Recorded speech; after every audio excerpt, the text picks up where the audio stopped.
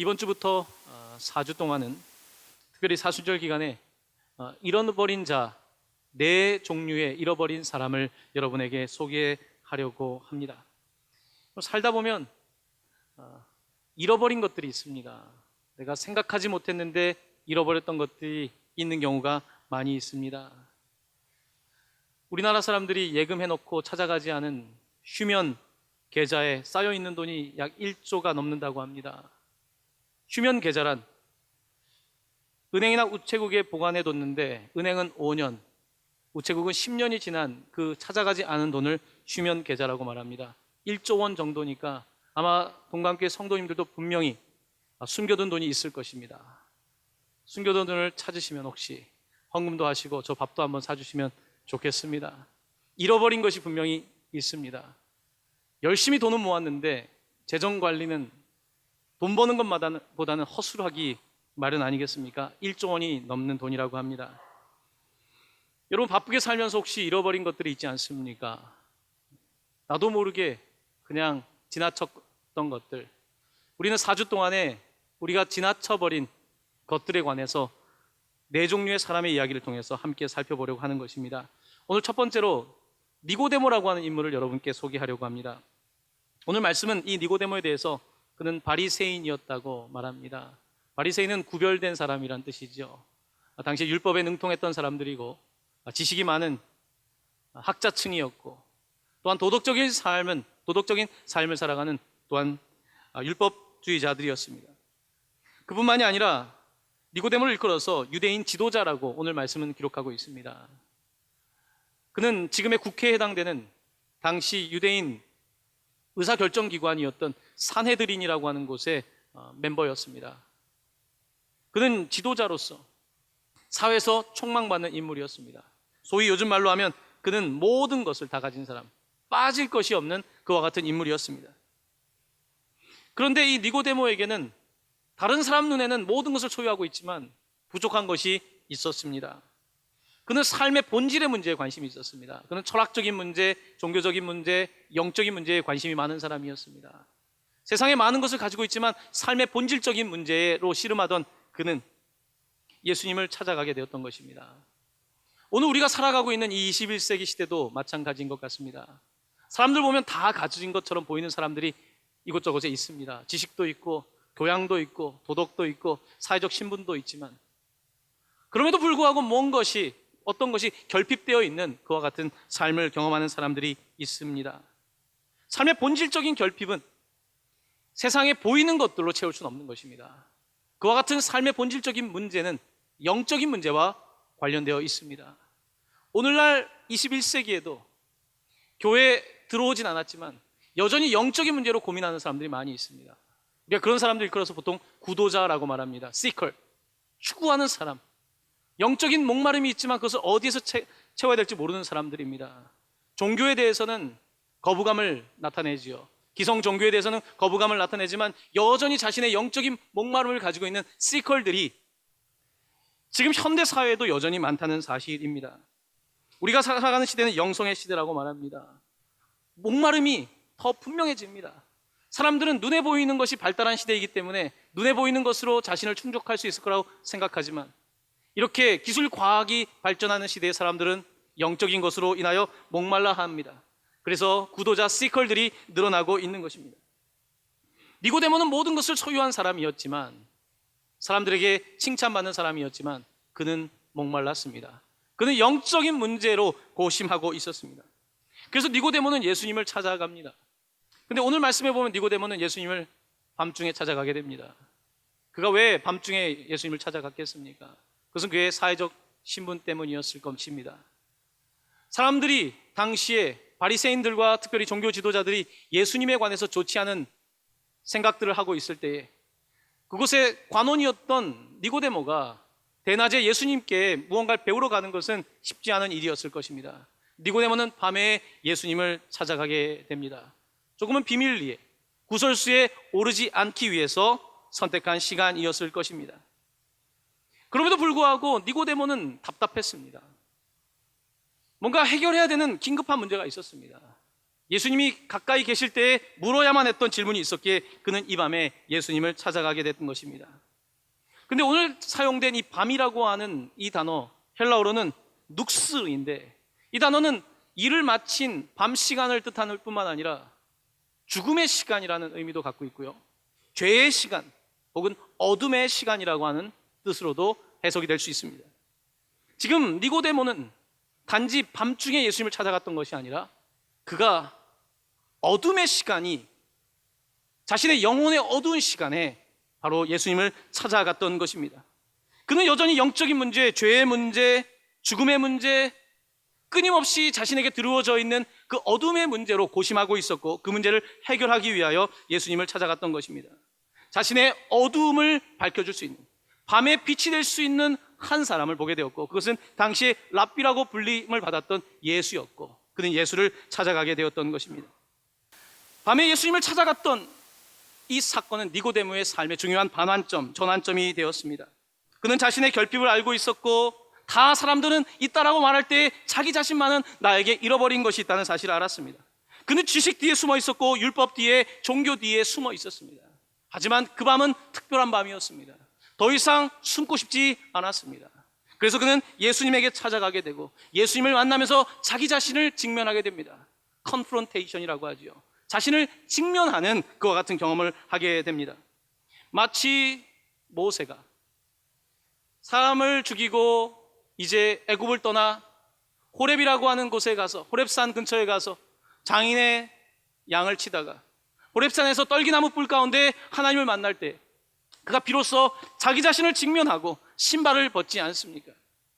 그러면서 그는 자신의 소명을 발견하게 됩니다. 니고데모도 마찬가지입니다. 자신이 가지고 있었던 신분과 지식과 모든 것들을 내려놓고 예수님께, 물론 밤이었지만 찾아가 그 밤에 바로 자기 자신을 직면하게 되고 하나님의 아들인 예수 그리스도를 만나게 되었습니다. 누구나 예수님 앞에만 갈 수 있다면, 니고데모처럼 용기를 낼 수 있다면, 자기 자신을 직면할 수 있다면 자기의 본질적인 그림자를 끌어안을 텐데, 사람들은 그림자 보기를 싫어합니다. 내 그림자를 보지 않기 위해서 사람들은 끊임없이 자기 자신을 속이며 살아가려고 하는 것입니다.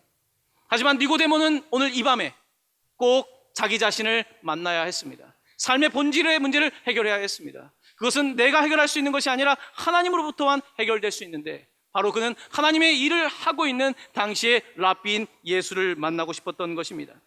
이것이 그가 예수를 찾아갔던 이유입니다. 이제 니고데모와 예수님의 긴 대화가 요한복음 3장에 펼쳐지게 됩니다. 저는 요한복음 3장의 이 대화에 이름을 붙이라고 한다면 평행선 대화라고 이름을 붙이고 싶습니다. 니고데모와 예수님의 대화는 평행선이었습니다. 예수님은 예수님의 말을, 니고데모는 니고데모의 말을 하며 평행선을 그리는 것 같은 그들의 대화입니다. 먼저 니고데모가 입을 엽니다. 그가 찾아오게 된 이유에 대해서 이렇게 설명합니다. 당신은 하나님께로부터 오신 선생인 줄 아나이다. 하나님이 함께 하시지 아니하시면 당신이 행하시는 이 표적을 아무도 할 수 없음이니이다. 니고데모는 예수님이 행하시는 표적과 이사와 기적을 바라보면서 분명히 이 사람은 하나님으로부터 온 사람이라는 것을 믿고 자신의 삶의 문제를 해결하기 위해서 예수님을 찾아갔던 것입니다. 그의 이와 같은 순수한 호기심은 어떻게 보면 우리가 꼭 가져야 될 호기심인 것입니다. 이 살다 보면 호기심이 나이가 들면 없어지지요. 이런 꼬마애들 얼마나 호기심이 있습니까? 최근에 우리 집에 이 둘째 녀석이 집안에 공기청정기가 있는데 어느 날 갑자기 바지를 벗더니 거기에 서 있는 거예요. 뭘 하느냐 했더니 자기가 오염되어 있는지 깨끗한지 아닌지를 체크하기 위해서 서 있는다고 하더라고요. 저는 놀랐습니다. 자신의 오염. 네. 아이들 생각 아닙니까? 공기청정처럼 거기 불빛이 들어오지 않습니까? 거기에 서서 내가 오염됐는지, 거시기가 오염됐는지 확인하고 있는 우리의 아들의 모습을 보면서 상당히 창조적인 가능성이 있는 아이의 모습을 보았습니다. 니고데모는 호기심이 있습니다. 니고데모는 자신의 지위와 지식 때문에 아닌 척하는 것이 아니라 그 밤에 예수님을 찾아갔습니다. 하나님을 만나고 싶었던 그의 간절한 마음이었습니다. 그때 예수님께서 니고데모에게 이렇게 대답하십니다. 우리 화면을 보면서 요한복음 3장 3절 한 목소리로 읽습니다. 사람이 거듭나지 아니하면 하나님의 나라를 볼 수 없느니라. 사람이 거듭 다시 태어나지 아니하면 하나님의 나라를 볼 수 없느니라. 지금 니고데모는 한 번 태어난 사람 아닙니까? 어머니의 모태를 통하여 태어난 사람이지만 거듭 태어나진 않았습니다. 그렇기 때문에 볼 수가 없는 것입니다. 그래서 예수님께서는 다시 태어나야 된다. 다시 태어나야만 볼 수 있다. 여기서 거듭이라고 하는 단어는 born again으로 해석이 될 수도 있지만 또 다른 방식으로는 born above, 위로부터 태어났다라고도 해석이 될 수 있습니다. 쉽게 이야기하면 사람이 다시 태어나지 아니하면, 혹은 사람이 위로부터 태어나지 아니하면 하나님의 나라를 볼 수 없다는 것입니다. 여러분, 아래로부터 태어나는 건 뭡니까? 어머니의 모태를 통해서 태어나는 것입니다. 하지만 위로부터 태어나는 것은 성령에 의해서 육의 사람이 영의 사람으로 태어나는 그와 같은 경험을 하지 않고서는 하나님의 나라라고 하는 것을 볼 수도 없고 말할 수도 없다라고 말하고 있는 것입니다. 그때 니고데모는 예수님의 말씀이 이해가 되지 않습니다. 그래서 그는 엉뚱한 질문을 던집니다. 4절입니다. 사람이 늙으면 어떻게 날 수 있사옵나이까? 두 번째 모태에 들어갔다가 날 수 있사옵나이까? 이렇게 지식이 많은 사람이지만 그는 생물학적인 질문을 던질 수밖에 없습니다. 그는 의학적인 질문밖에는 던질 수 없습니다. 왜냐하면 다시 태어난다는 말이 이해가 되지 않고 있기 때문입니다. 육신의 일은 알고 있지만 영적인 일에 대해서는 그는 깨닫지 못하기 때문에 이렇게 대답을 했던 것입니다. 그때 예수님께서 조금 더 그의 거듭남에 대한 설명을 한 단계 더 하시는데 이렇습니다. 우리 화면 보면서 다시 한번 한 목소리로 읽습니다. 진실로 진실로 내게 이르노니 사람이 물과 성령으로 나지 아니하면 하나님의 나라에 들어갈 수 없느니라. 육으로 난 것은 육이요 영으로 난 것은 영이니라. 아멘.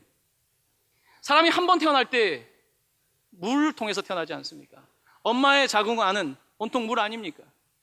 우리가 물에서 태어나지만, 한 번 물에서 태어나지만 그 태어남으로, 육체의 태어남으로 족하지 않다는 것입니다. 두 번째 태어남, 거듭남이 필요한데 그것은 물과 성령이라는 것입니다. 우리가 세례를 베풀 때 물을 뿌리고 그리고 그곳에 성령이 임하기를, 물과 성령으로 다시 태어나는 본질적인 하나님의 물 속으로 들어가는 두 번째 태어남, 거듭남이 있어야 된다고 말하고 있는 것입니다. 육으로 태어난 사람은, 다시 성령으로 거듭나지 않은 사람들은 절대로 영의 세계를 볼 수 없다라고 말씀하고 있는 것입니다. 그래서 예수님과 니고데모의 대화는 상당히 평행선을 그립니다. 여러분, 신앙생활을 하는 사람들과 신앙생활을 하지 않는 사람들, 예수님을 만난 사람과 만나지 않은 사람 사이에는 평행선적인 대화가 오고 갈 가능성이 높습니다. 이번에 제자학교를 시작하는데 약 200여 명의 분들이 같이 공부를 하게 되었습니다. 자, 그런데 어떻게 제자학교를 신청하게 됐습니까? 여쭤보니까 어떤 분들은 이제 아이들을 키우면서 혹은 주일학교 교사를 하면서 아이들이 하나님에 관해서 묻는 것에 대해서 나 자신이 대답할 수 없음을 보고 내가 공부를 좀 더 해야겠다, 내가 더 이상 스스로 감당할 수 없다고 생각하면서 이제 제자학교를 듣게 되었다는 것입니다. 하나님이 어디 있느냐고 물으면, 예수님이 왜 우리를 위하여 돌아가셨냐고 물으면 우리는 어떻게 대답합니까? 보통 우리는 그냥 믿어. 부모님들은 보통 그냥 믿어, 그냥 믿으라고 말합니다. 설명하기 어려운 거예요. 예수님에 관해서, 하나님에 관해서 설명하기 어려운 것입니다. 그것은 육과 영이라고 하는 것이 범주가 다르기 때문입니다. 우리가 범주라고 하는 말을 영어로는 도메인이라고 말합니다. 컴퓨터에도 들어갈 때 그 도메인 주소에 따라서 그쪽으로 들어가야지 이게 알 수 있는 겁니다. 그쪽으로 엔터를 키를 돌리고 그 도메인 안으로, 그 범주 안으로 들어가지 않는 이상은 알 수가 없는 것입니다. 육에 있는 사람들은 엔터 키를 누르고 그 도메인 안으로, 그 범주 안으로, 영적인 카테고리 안으로 들어가지 않는 이상은 그것이 이해가 되지 않는 것입니다. 이것은 다른 카테고리이기 때문입니다. 영적인 문제는 그래서 많은 사람들에게 어렵습니다. 하지만 내가 그것에 들어가지 못했다고 해서, 그 범주 안에 들어가지 않았다고 해서 그 범주가 없다라고 말할 수 없는 거 아닙니까? 우주를 바라보지 못한 사람이 지구상에 살면서 우주가 없다라고 말하는 것과 같은 세계 아니겠습니까? 예수님께서는 한 번 태어나는 것이 아니라 물과 성령으로 새로운 영적인 범주 안에 들어가야 된다는 말씀을 하고 있는 것입니다. 니고데모는 여전히 어렵습니다. 예수님께서는 다시 한번 조금 더 자세한 설명을 하십니다. 8절입니다. 한 목소리로 봉독하겠습니다. 바람이 임의로 불매 내가 그 소리는 들어도 어디서 와서 어디로 가는지 알지 못하나니. 아멘. 예수님은 니고데모에게 바람의 예를 드시는 겁니다. 바람이 어디에서 와서 어디로 가는지 아냐? 니고데모는 모릅니다. 바람이 어디서 와서 어디로 가는지 모르는데 이 성령은 바람이란 뜻이 아닙니까? 그냥 우리가 물리학적인 이 바람을도 모르는데 성령의 바람에 대해서 알 수 있겠는가? 그 말씀을 하고 있는 것입니다. 그러면서 예수님께서는 니고데모를 조금은 자존심 상하게 하십니다. 너는 이스라엘 선생으로서 이러한 것들을 알지 못하느냐? 이스라엘 최고의 선생, 산헤드린의 회원이었던 바리새인 중에 바리새인이었던 니고데모에게 선생이 그것도 알지 못하느냐? 예수님은 묻습니다. 아무리 공부를 많이 한 사람도 그 범주가 다르면 알 수가 없는 법입니다. 그는 아직 영적인 세계를 더 자세하게 깨닫고 있지는 못한 것입니다. 우리는 살면서 영적인 문제에 부딪힙니다. 평소에는 먹고 사는 일이 바쁘니까 별로 신경을 안 쓸지 모릅니다. 하지만 밤이 되고 우리의 삶에 고난이 닥쳐오고 우리의 영혼이 어두운 밤을 지나게 될 때는 영적이라고 하는 것이 어떤 것인지 궁금해지고 거기에 해결책이 있다는 것을 깨닫게 되는 것입니다. 니고데모는 그래서 오늘 예수님께 찾아와 물론 평행선 대화이지만 예수님에게 한마디 한마디의 지식을 배우려고 하고 있는 것입니다. 성경에 보면 평행선 대화에 또 다른 예가 있습니다. 여러분 구약 성경에 나오는 욥을 잘 아십니다. 욥은 어떤 사람입니까? 당대의 부자였고 의인이었고 그는 가장 잘 나가던 사람이었습니다. 그런데 하루아침에 가족을 잃고 재산도 다 잃어버리고 자신의 건강마저 잃고 하나님을 원망하면서 하나님 왜 나에게 이렇게 불행을 주십니까? 왜 선한 사람에게 악한 일이 일어납니까? 라고 하는 본질적인 신학적인 질문을 던지게 됩니다. 거의 9개월가량입니다. 이 논쟁이 상당히 길었습니다. 욥기는 상당히 지루할 만큼의 하나님과 욥 친구들 사이에 있는 그런 논쟁 이야기입니다. 자, 하나님께서 약 9개월이 지나고 침묵을 깨시면서 욥에게 말씀하십니다. 욥기 38장 1에서 3절 말씀인데요. 우리 한 목소리로 화면을 보면서 봉독합니다. 그때 여호와께서 폭풍우 가운데에서 욥에게 말씀하여 이르시되 무지한 말로 생각을 어둡게 하는 자가 누구냐? 너는 대장부처럼 허리를 묶고 내가 내게 묻는 것을 대답할지니라. 아멘. 하나님께서 폭풍우 가운데 욥에게 나타나셔서 무지한 말을 많이 하고 있다는 것입니다. 하나님 앞에서 무지한 말을 많이 하고 있는데 이제 대장부처럼 너가 허리띠를 묶고 이제 질문을 많이 던졌는데 내가 반대로 질문할 테니까 대답해 보라는 것입니다. 하나님께서는 욥기에서 85가지 정도의 질문을 던져주십니다.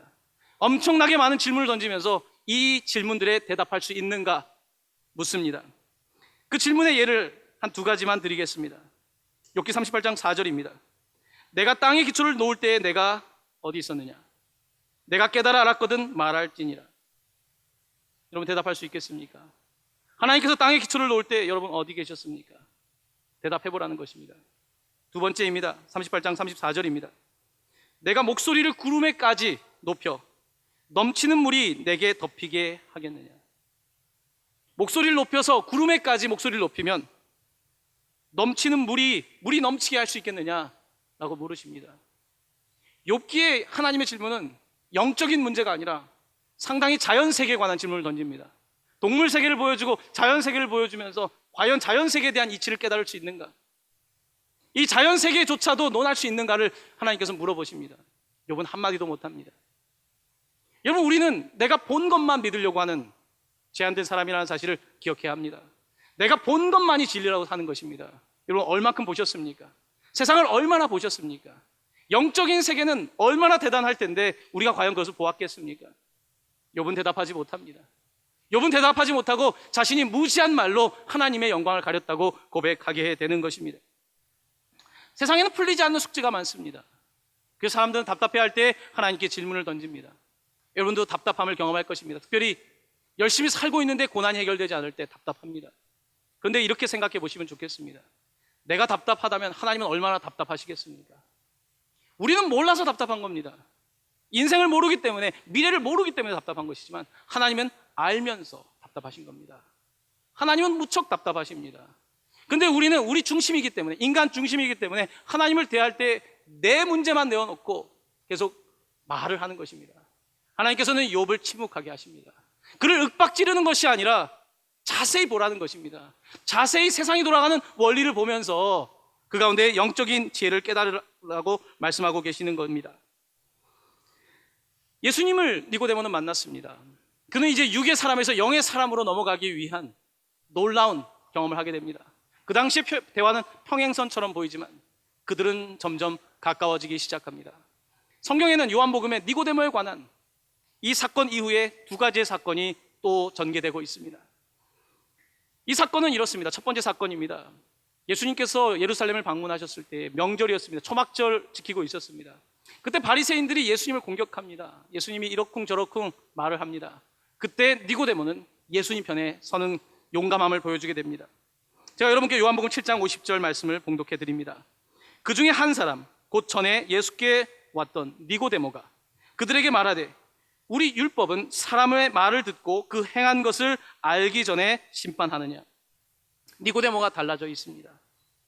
그는 율법 중심으로 예수님을 평가하는 사람들에게 반발하면서 율법이 사람의 말을 듣고 행한 것을 알기도 전에 평가하는 것이냐, 당신들의 선입견이다 라고 예수님 편에 서 있는, 평행선이 조금 좁아져 있는 그와 같은 모습을 보여주게 되는 것입니다. 이제 두 번째, 마지막으로 니고데모에 관한 이야기가 등장합니다.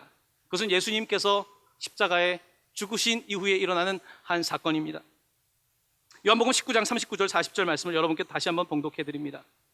일찍이 예수께 밤에 찾아왔던 니고데모도 모략과 침향 섞은 것을 100리트라쯤 가지고 온지라.